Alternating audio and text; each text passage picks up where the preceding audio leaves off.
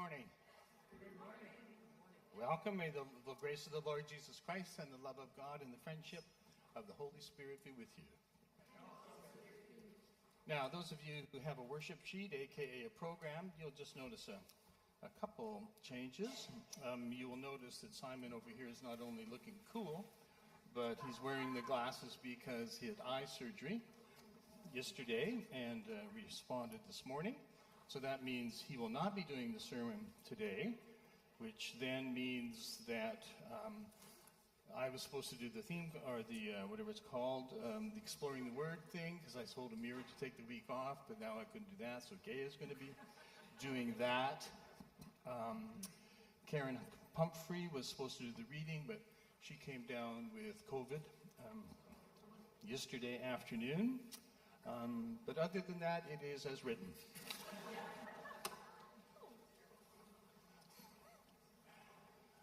Yeah, you'll be like me. Keep up if you can. Now, Matthew Perry, who was, as you know, the late movie and TV star of Friends, told his friend once, Hank Azaria, as they entered an AA meeting, God is a bunch of drunks together in a room. There's truth in that. So we gather, a bunch of people, sometimes dented, if not broken, sometimes uncertain and struggling, sometimes hurting and tired of hurting, sometimes defiantly clinging to hope while feeling wounded by the many arrows of despair.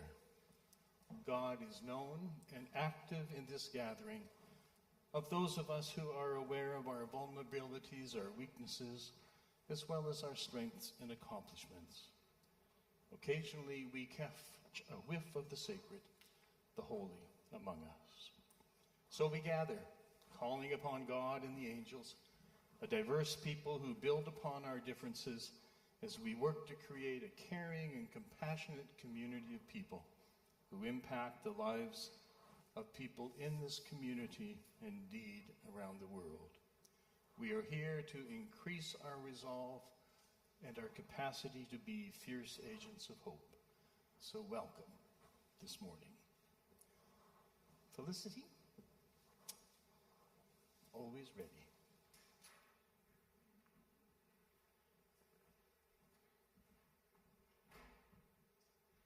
With gratitude and respect, we acknowledge that the land we are worshiping here.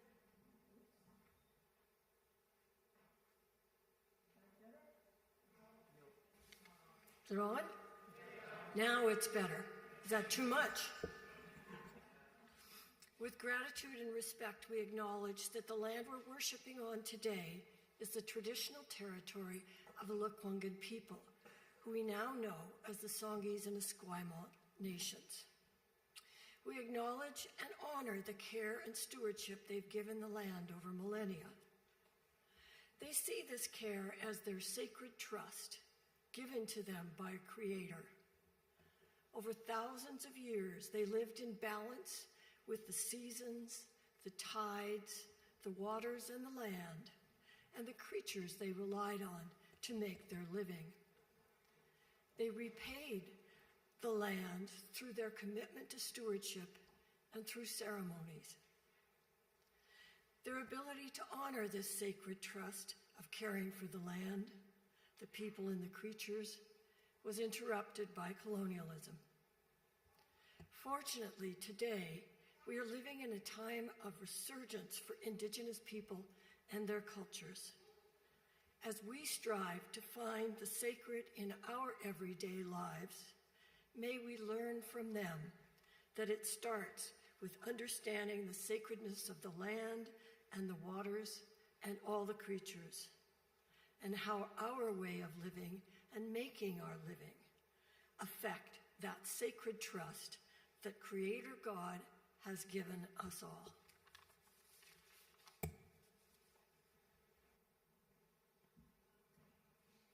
Let's stand together and sing.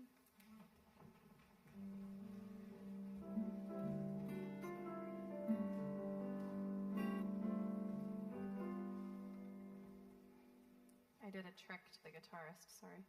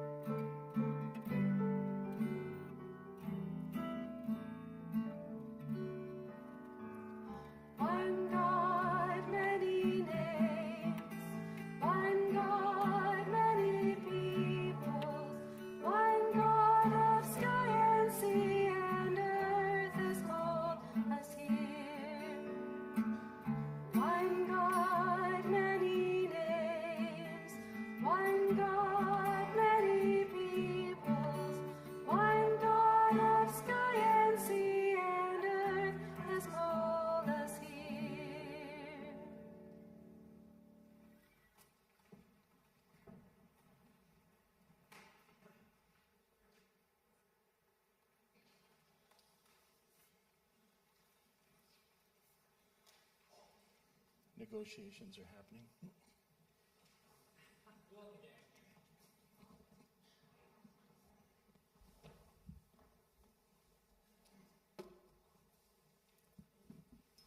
You don't have to read it. Just say what you were going to say.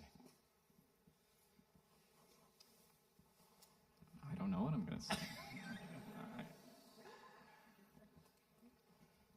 Well, here we are. And once there was someone, and there still is someone who's doing incredible things. And once there was someone, and there still are many someones who are teaching incredible things. And the people who were touched by this someone wanted to know, who are you? And he said, I am the light. And one day, somebody shared this light with me, and somebody shared this light with you, and you, and you, and you. And together we celebrate. This is wax, right?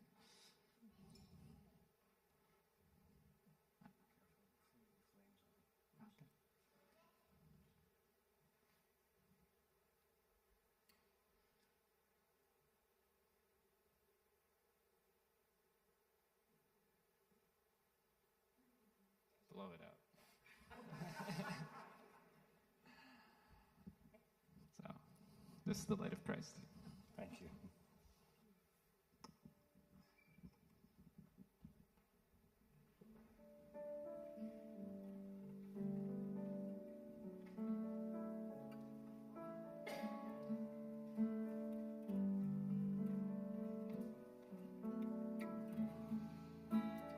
God lights a lamp as she searches everywhere for its hidden lonely heart. God lights a lamp and she searches everywhere. When she finds you, oh, she sings. I have found my treasure, my precious silver coin.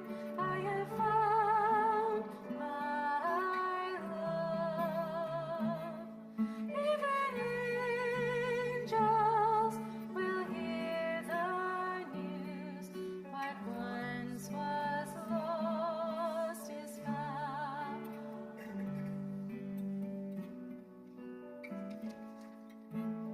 God lights a lamp and she searches everywhere for the hidden lonely heart. God lights a lamp and she searches everywhere. When she finds you, oh, she sings. I have found my treasure, my precious silver coin. I have found my love. Even angels will hear the news. What once was lost is found.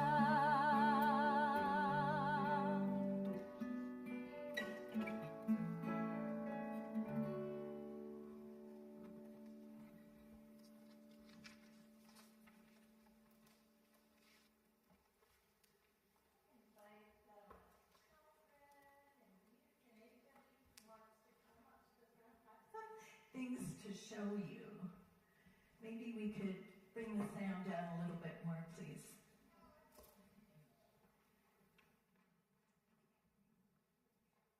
First, I'm going to tell a story. Scale down a little bit more. There we go.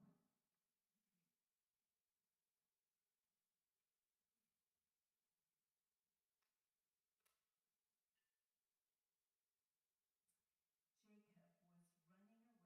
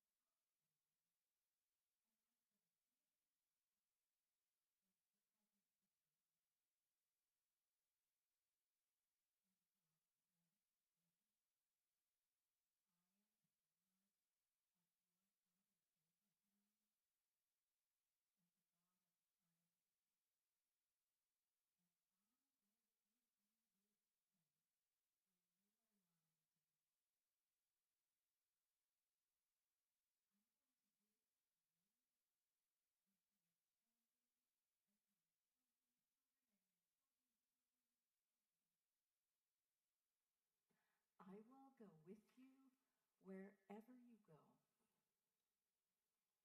and I will take care of you and bring you back to this place. Your family will be as many as the dust of the earth, and they will stretch from the north to the south, from the east and to the west. And all the peoples of the earth will be blessed by you.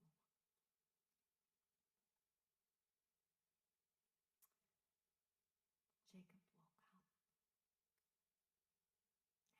and he said, "Oh, surely God is in this place."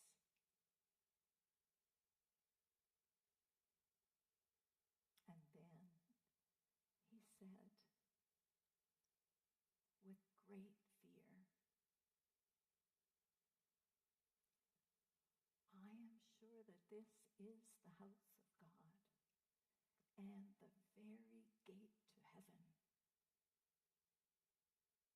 When he got up in the morning, he took the rock that was under his head and he put it on a large stone like it was a pillar. And he poured oil over it and named the place Bethel, which means the house of God. This is the story of our faith. Now, rocks are really important to some people. For thousands and thousands of years, they have marked places, just like Jacob has marked a place. I go to a park and walk there, and there's a great big huge rock there and a sign on it that says, "Marilyn Bell swam from the United States all the way to this rock on the coast." That's a long way to swim, and people wanted to remember. Do you collect rocks? I collect rocks too. Rocks are important. Can I show you some of my rocks? From very special places. Okay. This rock is very small, but it comes from Qumran, which is in Israel, and it's in the wilderness, in the desert. And people found some special scrolls that tell the stories of our faith in there. And the scrolls are thousands of years old, so I thought I would have a rock from this special place. And this rock is very special to me. It's from Vimy Ridge, where my grandfather fought. Can you see the shape? It is a heart. Now we have to go over here to see this special rock that I'm going to show you in a minute. A little while ago, I was in Spain with a really, really good friend of mine, and I wanted a special rock from there, but she doesn't look for rocks.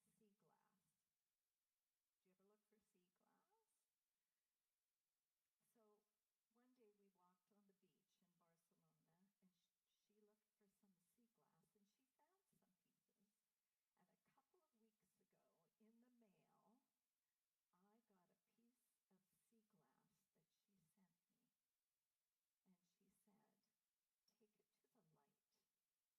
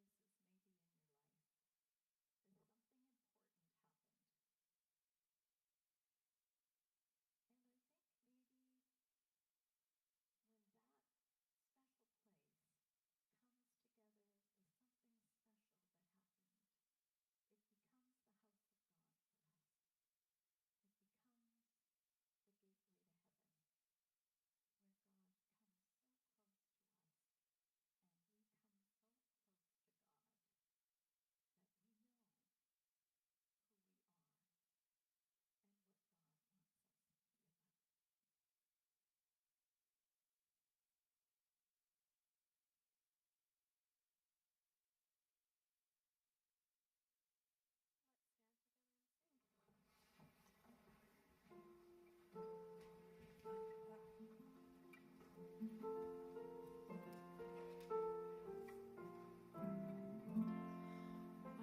long before time and the worlds were begun, then there was no earth and no sky and no sun, and all was in silence and lightning so green, and even our Maker had only a dream. The silence was broken when God sang a song, and light pierced the darkness and rhythm began. And with its first birth cries, creation was born, and creaturely voices sang praise to the Lord. The sounds of the creatures were one with their lords, their harmony sweet and befitting the word. The singer was pleased as the earth sang a song, the choir of the creatures the echo is long. Down through the ages the song disappeared, its harmonies broken and almost unheard. The singer comes to us to sing it again. God is with us in the world now as then. The light has returned as it came once before. The song of the Lord is our own song once more. So let us all sing with one heart and one voice, the song of the singer in whom we rejoice. To you, Lord, the singer, our voices we raise. To you, song incarnate, we give all our praise. To you, Holy Spirit, our life and our breath, be glory forever through light and through death.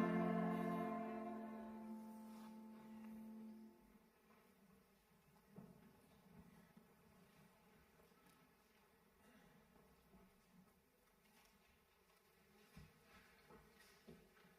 around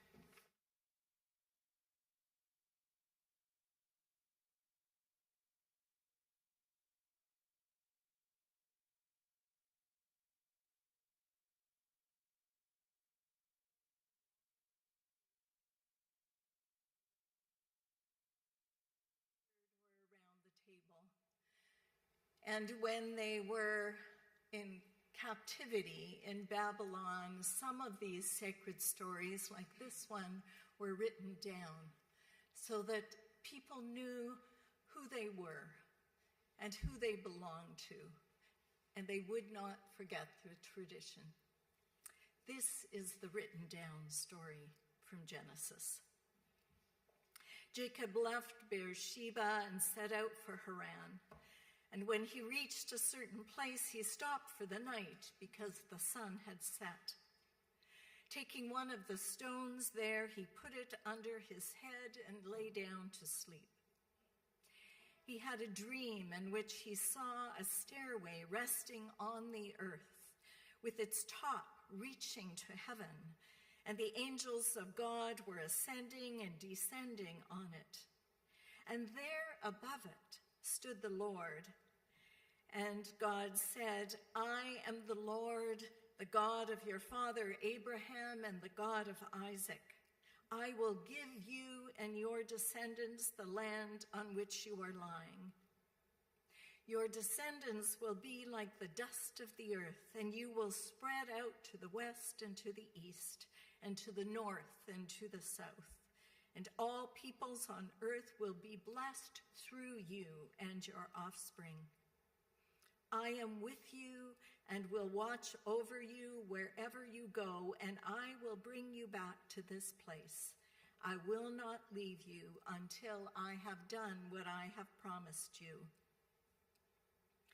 And when Jacob awoke from his sleep, he thought, surely the Lord is in this place, and I was not aware of it. He was afraid and said, how awesome is this place? This is none other than the house of God. This is the gate of heaven. Early the next morning, Jacob took the stone he had placed under his head and set it up as a pillar and poured oil on top of it.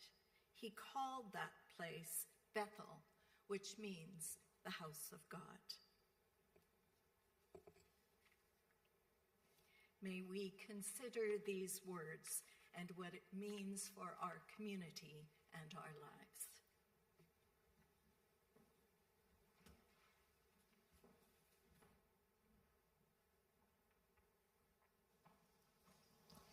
Yesterday, I read in the New York Times that Americans are increasingly heading to drive-thrus for their fast food. It's one of the fallouts of the pandemic. Drive-thrus now account for 2/3 of all fast food purchases. Taco Bell, not my favorite, but still popular, has just built a restaurant with no dining room, refining the outlet for the digital age. The kitchen is on the second floor, and below are 4 drive-through lanes, 3 of which are reserved for delivery drivers and people who order through the app. The food zips through the kitchen on a series of plastic tubes down to the cars. Constellation of reasons lies behind that trend, but the main conclusion of the research is that people emerged from the pandemic with less tolerance for interacting with strangers. People feel safe and find their place in their cars. An interesting challenge to the community dimension of church. Cars, a safe place. When my dad did not know how to deal with my mother's depression, he would seek sanctuary.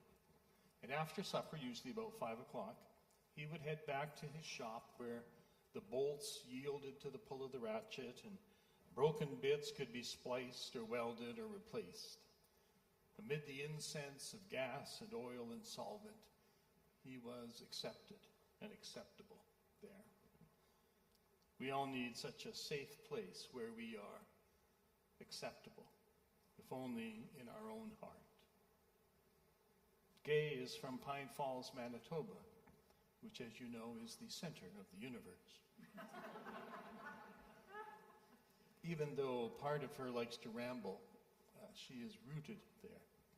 The river where the mill once stood, the bush, the mosquitoes, the relationships and the stories are part of her bones, a defining place built on relationships and story. Some places are life-defining because of events, like Jacob. I still miss the Fuddruckers on Hillside, because that was, third time lucky, where I finally persuaded my wife to marry me. And they closed it. No plaque or anything. Places become vital to us when they are the locale of life-shaping, relationship-molding events. At this time, surrounding Remembrance Day, I cannot help 3 scenes that pop into my memory. My father-in-law kneeling beside the grave of his friends at Anzio, Italy. Myself standing on the beach at Dieppe, looking up at the cliffs upon which machine gun nests were bunkered during the Second World War, wondering at the insanity of whoever ordered that mission. My uncle was part of that raid. He never was the same after the captivity in the POW camp. It destroyed him and his family. My mother-in-law crying at Vimy Ridge because her father had fought there and came home a different person. The importance of place. Much of what is happening today in Israel and Palestine is because of deep roots and stories about place. Jews feel an intense connection to the land Palestinians mourn the confiscation and destruction of homes and olive groves that have been in their families for generations. Over the entrance gate to one of the largest refugee camps, Ada, north of Bethlehem, there hangs a huge key called the Key of Return. And the symbol honors those who in 1948 were evicted from their houses and businesses, but they took the keys with them, assuming that they would soon be allowed to return home to their places. They're still waiting. The spiritual depth of place adds a dimension to our society's struggle with homelessness, the unresolved land questions with First Nations. The Bible story today is the founding story of the sacred site of Bet El. Bet in Hebrew meaning house, El, one of the names for God, El Shaddai, Bet El, house of God. For a few centuries, Bet El rivaled Shechem and Jerusalem as holy sites because of this story. Because there Jacob had a dream in which he saw the stairway to heaven with its top reaching up, the angels of God coming and going. And when Jacob awoke, he thought, surely the Lord is in this place, and I was not aware of it. He was afraid and said, how awesome is this place? This is none other than the house of God. This is, amazing phrase, the gate of heaven. 3 quick thoughts. You can let them marinate before you add your memories and your reflections about the importance of place in your life. 1, I would like to think that this sanctuary has become important to so many people over the years, not just because we come out of habit, but because there is some, or was, at least once, some experience of what we call God here. So this place became sacred over time, not just in designation, but in reality. Not for all of us, because some of us find our hearts strangely warmed in other places, but for many. During these times, I envision this place as where people come from the battles of their week to find some hope that uplifts and inspires. And that hope flows not only from words, but from the character, the decisions, the actions, the intentions, the confessions, the celebrations of we who gather here.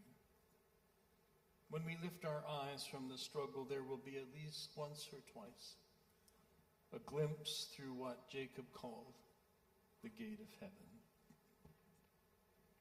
Second, that phrase, surely the Lord is in this place, and I was not aware of it. That struck me like a hockey stick across the wrist. In this age of distraction, I am unaware more frequently than I care to admit. I rise from a special meal with my wife and think more about how full I am rather than surely there was something sacred about this time. Surely the Lord was in this place and I was not aware of it. Too often, and this is a confession, I am more focused on my challenges, my distractions, rather than being aware of other realities, that we live in God's world. But I guess that is why I and we come to this place, to be reminded.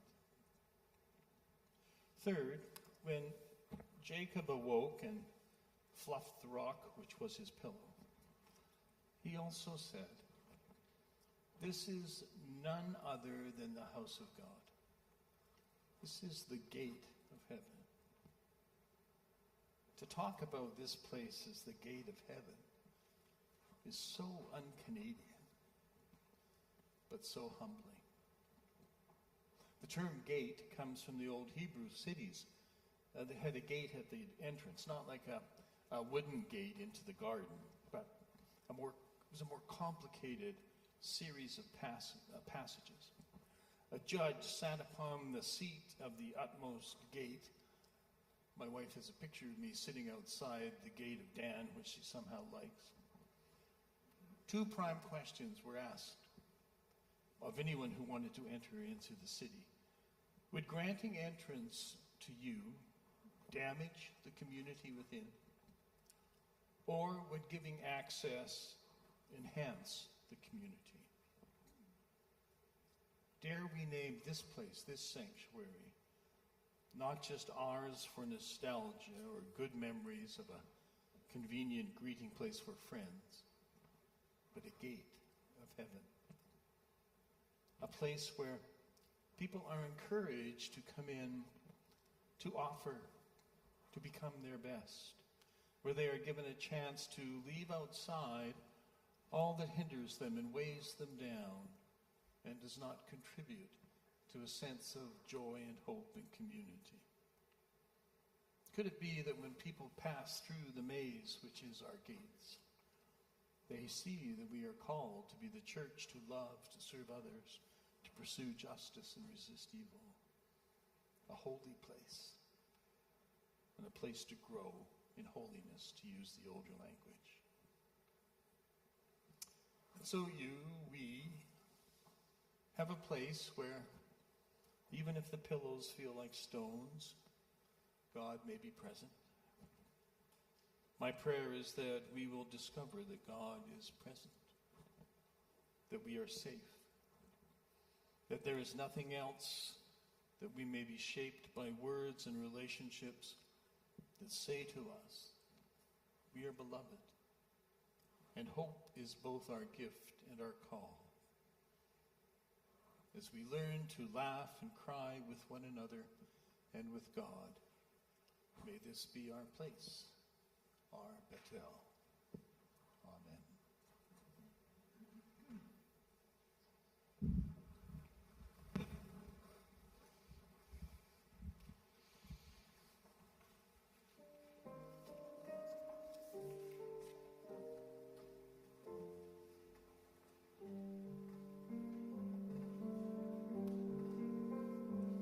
God weeps at love withheld, at strength misused, at children's innocence abused, until we change the way we love. God weeps. God bleeds at anger's fist, at trust betrayed, at women battered and afraid, until we change the way we win. God weeps. God cries at hungry mouths, at running sores, at creatures dying without cause, until we aren't a way we care. God cries. God waits for stones to melt, for peace to seed, for hearts to hold each other's need, until we understand that Christ, God waits.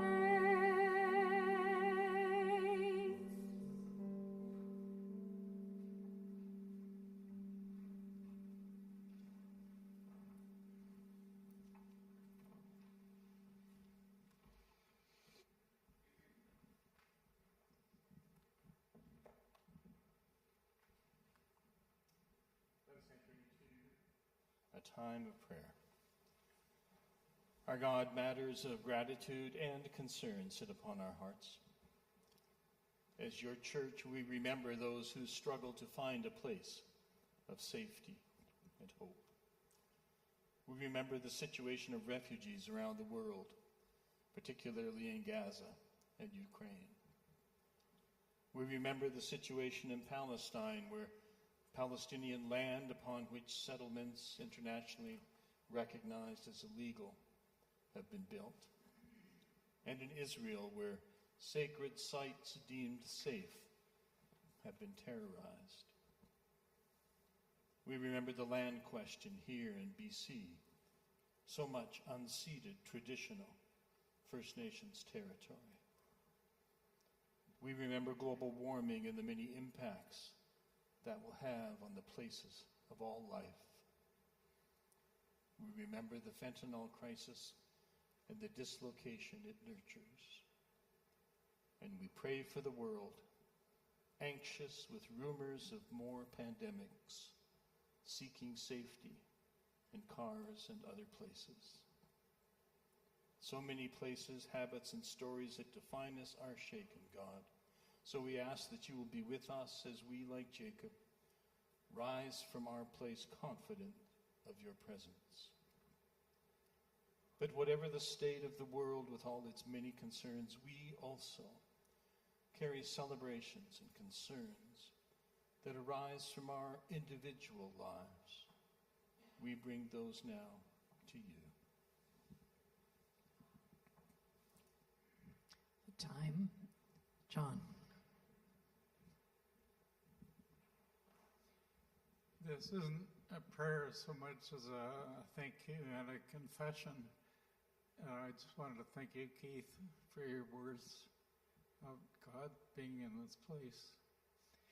Yes, when I was in the hospital, I was so obsessed with my own loneliness and wondering why I was there that I forgot that God was in that place with me. So, thank you. Thank you, John. Aaron. I make this easy for you, Don. I just wanted to say, yesterday at the, I went to the Cenotaph in downtown. I was completely drenched, and water went right through my jeans and probably to my bones, so I had a lovely soak in the bath, in a very hot bath when I got home. But despite all the sun trying to shine, but ended up failing, because 10,000 feet up, you can see the wind blowing the clouds in. There was a full rainbow overlooking where the Coho is from end to end, and there was still, and the planes were still able to fly by. So, despite all the darkness and everything, there was still some beauty in it. There was indeed. I took a picture of what I thought was one rainbow, and when I looked at it, there were two, one above the other. Gay. Prayers for Maureen Erickson, who had surgery this week for an aneurysm, and so very scary for the family. And I understand there's hope that she had the surgery in Vancouver. She was flown there, and so she came out of the surgery very well, and they hope that she will be home recovering. They're hoping that she'll come home this week. So prayers for continued healing for Maureen. And prayers for Maureen and for Bob and their children and their grandchildren and all who love Maureen. Betty. So I'll try to do this, and if I can't, I'm going to give it to Dawn. So you know that our grandson, Torin, who's 8, is at Children's Hospital in Chicago, undergoing a lot of surgery and procedures related to his liver function. So he's 8 years old. Our son, Adam, and our daughter-in-law, Lyra, have gone with him. So the tests that they did last week didn't give us all the results that we maybe wanted, but they were still promising, and the tests went well. So tomorrow Torin undergoes surgery, very intricate surgery related to the portal vein leading into his liver. Adam and Lyra are with him there. He will remain in ICU under a certain amount of anesthetic for a week while they monitor how all of the steps that they are taking, how his body handles them. And then a week from tomorrow, they'll do a second surgery, and hopefully that will be the final one, and hopefully that will repair the situation with Torin regarding to his liver. He's in good health going into it. He's got a strong heart. He's got strong lungs. His mom and dad are with him, and we're here in Gordon Head in their home with our other 3 grandchildren. Their aunt and uncle came to stay with them this weekend, so that's how Brian and I are here. But all is going well with those 3. They're being amazing. We've got a 15-year-old, 11, and a 5. And they're being wonderful for us. So, and Adam and Lyra got into Ronald McDonald House, which was something they really, really needed. So we're just asking, keep Torin, his mom and dad, his family, and the care team. He has one of the best surgeons in the world working for him, so if you could just keep them in your prayers. For Betty and Brian, Lyra, Adam, Kingston, Lachlan, Bronwyn, and Torin. And they are in Chicago, if I remember correctly, because there's only one place in North America that surgery is done. Ongoing prayers. I wanted to bring a couple of prayers because of Carlton House. Yesterday, Remembrance Day, we had a beautiful ceremony and service, but it was absent to John Hillman, who is now in the Royal Jubilee Hospital, 104. He's sort of I think, a Victoria icon by now because of the walks he has done for fundraising.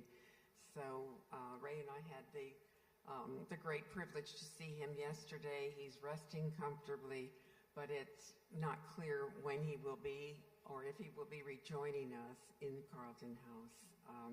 But we give thanks for the meaning of all of what John has experienced in his life being shared so fully and so richly by him. Yes, and then there's another Carlton House resident who is occasionally with us at worship, Harvant, and she is a member of a Sikh community here. And I'm thinking of the gift of light that the Sikh community is giving to us now. Sikh and Hindu communities of South Asia are bringing to us right at this time, these 4 days of Diwali, and to be reminded of the universality of the God who brought us into being and whom we have respected so thoughtfully in our reflections today. We are all people of the light. And cheers to John Hillman. May he recover well from his current situation. He's an amazing man.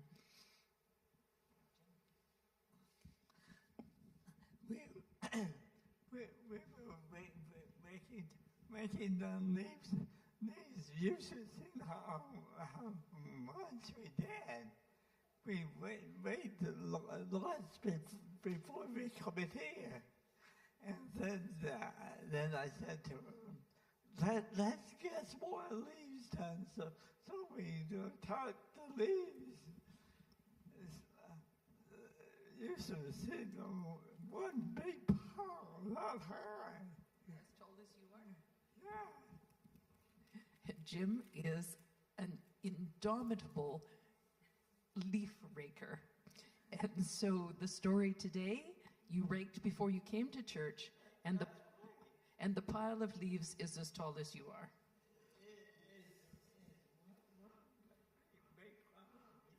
Absolutely. Thank you, Jim. Robert. Good morning, everyone. I just wanted just a prayer that hopefully, one of these days, doctors will know more about the human brain and that, and with neuroscience progressing more and that there'll be, a cure, and that the cure that they'll know more, and like I said, the human brain is very complex. It's the last frontier to explore. So hopefully, doctors will know more. Intricacies. Yeah. Thank you, Robert. Other joys, concerns? Beth is monitoring online for us. So a number of people watching and joining and saying hello to parents from Edmonton. Carol Elm says, what we all agree with, it's good to see John back. And she also asks for prayers for herself, that she might be able to get back to church soon. She really misses her church family and is so grateful for being able to see the service online so that she can feel a part of it. Thank you, Beth.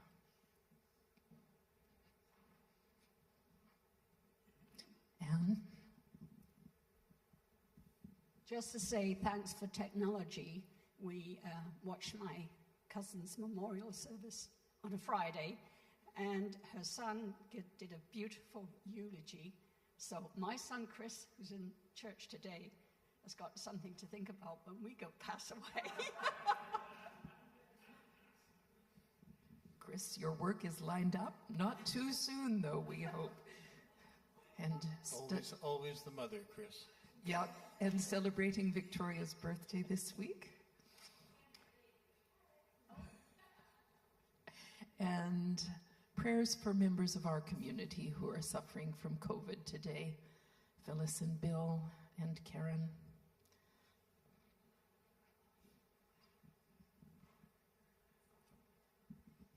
Another one from Tracy Ann McGuire. She's thankful for her precious mom, so Merle Howard. She brings joy and light to our world, as she does. Absolutely. Other joys, concerns? For those early disciples, most of the places that they resided in were on the outside. The outsides of Jerusalem or in the hillsides of Galilee, or often in the case of Jesus and John, their mother-in-law's couch. So Jesus gave them this prayer, which was very portable and which we continue to use to this day. Our Father, who art in heaven, hallowed be thy name. Thy kingdom come, thy will be done on earth as it is in heaven. Give us this day our daily bread, and forgive us our trespasses, as we forgive those who trespass against us. And lead us not into temptation, but deliver us from evil. For thine is the kingdom, the power, and the glory, forever and ever. Amen. Thank you.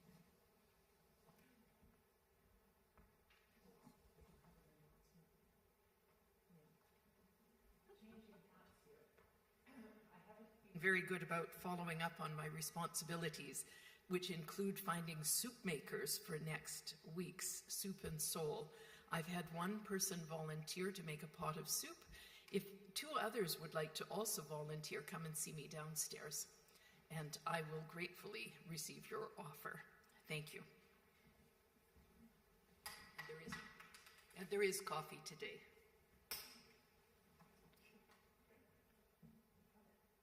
Number of announcements this morning, so we'll move fairly quickly. Jan, you have two short announcements.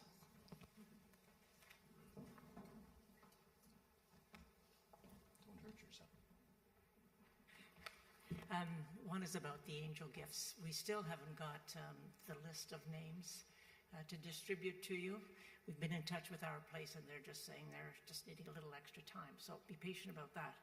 But what I really wanted to talk to you about today is the fact that it's the day of actions, all across Canada, and this is in support of the immediate ceasefire in Israel and Palestine. And one of those aims is so that the humanitarian aid can be distributed to start to alleviate some of that unprecedented suffering in that whole region. So the United Church of Canada is in support of this action, and they're also spearheading the appeal for donations. You can read up about that in the green sheet. But reminder that today is the last day in which the Canadian government will match the funding dollar for dollar. So an appeal to do that if you're able to. But today at 1 o'clock then, on the grounds of the legislature, that's where people will be meeting. And I'll be there with the image in the front of my mind will be of those Gazans who are walking, they hope, to safety, with their hands in the air, holding scraps of whatever white they can find to indicate their desire for peace and safety. So, when we sang God Weeps, that's the only image I could have in my mind. So let's show our solidarity with the people in that region.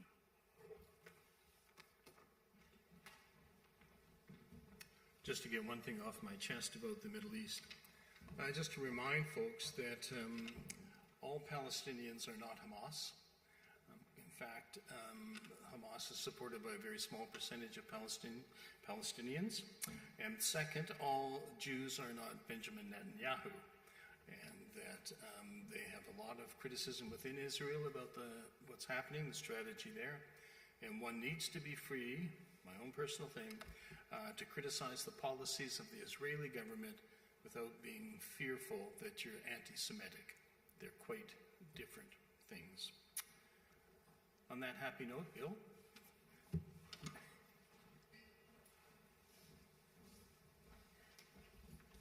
Good morning. My name's Bill White, and it's my pleasure to speak to you this morning about the Poinsettia Ministry for this Christmas season. And this has been a practice of this congregation for a number of years, and we're wanting to see that proceed. You may wonder, well, what is the Poinsettia Ministry? So this is where we purchase poinsettia plants and we deliver them to people who, in the greater Victoria area, are basically unable to join us physically for church on Sunday and for other activities that we have in our church, and for those who have lost a loved one in the past year, a spouse, a partner, a parent, a child. The ministry is an expression of our support, our caring, and our love, and the hope for them for the future.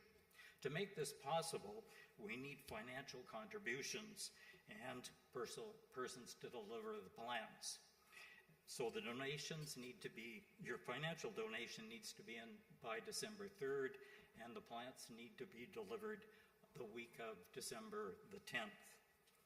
For those of you who participated in this program or may have been a recipient of one of these visits and plants in the past, they are so greatly appreciated. And I've had the pleasure of delivering them for a number of years, and the joy and appreciation of the recipients is very touching. So I will be available. My phone number is in the bulletin, and you can phone me there. There's also something in the green sheets about that and the donations, and I'm looking for people to deliver them as well.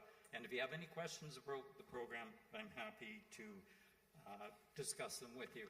You heard Merle Howard's name this morning, her daughter Tracy speaking about her. Merle was a real driving force for the Poinsettia Ministry over many years, and she had strong support from her dear husband, Graham. So, Merle, I'm glad to know you're listening, and this program continues on. Thank you so much. You will see around the sanctuary and elsewhere these little cards that say "Choose Hope," and on the back is kind of a listing of the the programming here on the last 2 Sundays of Advent and Christmas. And these are simply an attempt to help you come out of the closet as church people and people of hope. So we hope that people may want to take 2 or 3 or a half dozen and either give them to your friends or leave them anonymously in somebody's mailbox. But they are an experiment for us this year. We're not putting a lot of money into distributing things through postal codes. We'll have a newspaper announcement, but we're relying on you to see if this works. Okay, choose hope. Did you have anything you want to add, Anna? If you are a child or a youth, or you know one that would like to sing in a children's and youth choir on Christmas Eve morning for the 10 a.m. service, today is the last day to let me know. So get on it. Otherwise, these cards are a lie. We may have to do some amendments. They say there's a morning children's choir. Anyway, no pressure, but let me know if you want to sing. Yes, I know the feeling. No pressure, we're flexible and right. Okay. Sorry. Anna, so could the children that we have here attending our church school, could they bring a friend with them as well? They sure could. Bring a friend. Yeah. That's actually universally true of the congregation. You may bring a friend. Permission is hereby granted. For free. Okay. All right, we're at Called by Earth and Sky. Let's stand together and sing.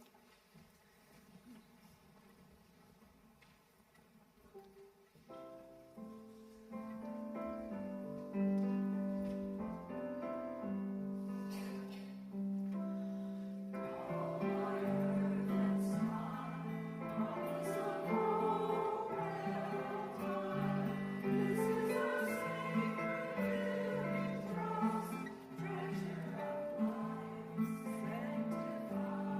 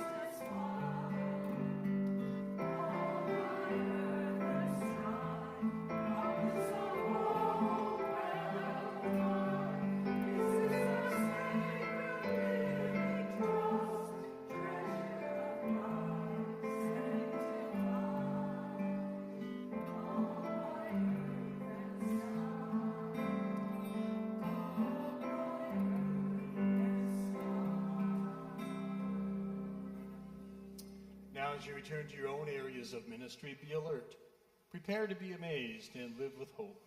For the God who reconciles us in Jesus and calls us to the ministry of reconciliation and hope is always with us.